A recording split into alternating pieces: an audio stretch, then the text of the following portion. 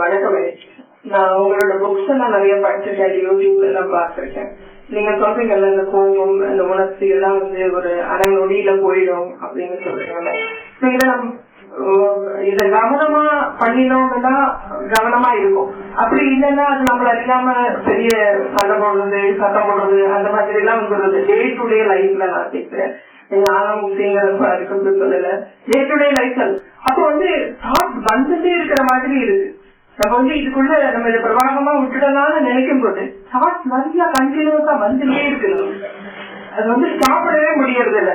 ஆனா அந்த தாட்ஸ் நிறைய நம்மள அறியாம தூக்கிட்டா இதுக்கப்புறம் அதோட ஞாபகம் கொஞ்சம் கூட இல்லாமலும் இருக்கு.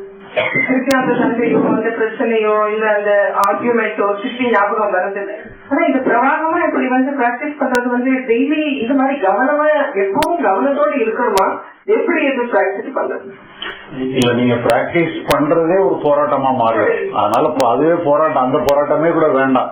நீங்க புரிஞ்சுக்கிட்டீங்கன்னா அது அதுவா போயிட்டு இருக்குங்கிறத மட்டும் தெரிஞ்சுக்கிட்டா போதும். அது எதுவுமே நிக்கல, எல்லாமே அது நான் ஸ்டாப்பா போயிட்டே இருக்கு, எதுவுமே நிக்கிறது இல்லைன்னு சொல்லி நினைச்சிட்டேன்னா அதுவாகவே போயிடும். நீங்க பாத்தீங்கன்னு சொன்னா நீங்க முன்னால உங்களுக்கு வரக்கூடிய பிரச்சனைகள்லாம் ரொம்ப நேரம் நீடிச்சிருக்கும், இப்ப நீடிச்சிருக்காது, சீக்கிரம் போயிடும் உங்களோட. அது போயிட்டு சீக்கிரம் போகிற காரணமே என்னன்னு சொன்னா ஏதோ ஒரு வகையில நீங்க அதை புரிஞ்சுக்கிட்டீங்கன்னு தான் அர்த்தம். அதனால அந்த புரிதலை அதுவே ஆப்ரேட் பண்ணாது. நீங்க எதையுமே பிராக்டிஸ் பண்ண வேண்டியது நீங்க புரிஞ்சுக்கிட்டீங்கன்னா போதும். இல்ல, அது நீங்க அதை நீங்களா அதுவும் உங்களை அறியாம இருக்கட்டும், உங்களை அறியாம எங்க வேணாலும் இருக்கட்டும், நீங்களா எங்கேயுமே பிக்ஸ் பண்ண வேண்டாம். நீங்களா உங்க மனசுல பிக்ஸ் பண்றேன்னு எல்லாம் பண்ண வேண்டாம். அது அதுவா எங்க வேணாலும் பிக்ஸ் ஆகட்டும். அது நீங்களா செய்யறது வேற, அதுவா நடக்கிறது வேற. அதனால அதுவா நடந்துட்டு போகும்.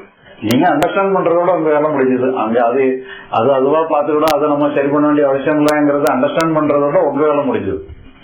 நீங்க அதை எக்ஸிக்யூட் பண்ண வேண்டிய வேலையை நீங்க கையில எடுக்க கூடாது.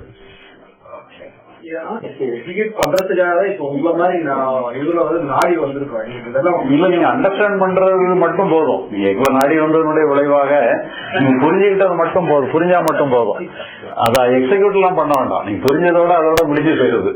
அந்த சப்ஜெக்டே முடிஞ்ச ஒரே நாள்ல டிகிரி கொடுத்துறாங்க. வேற நீங்க பரீட்சைலாம் எழுதியெல்லாம் பாஸ் பண்ணி சரியாக எல்லாம் பார்க்க வேண்டியது இல்லை. கேட்ட உடனே சர்டிபிகேட் கொடுத்து இஷ்யூ பண்ணி அவ்வளவுதான் முடிஞ்சு வச்சு.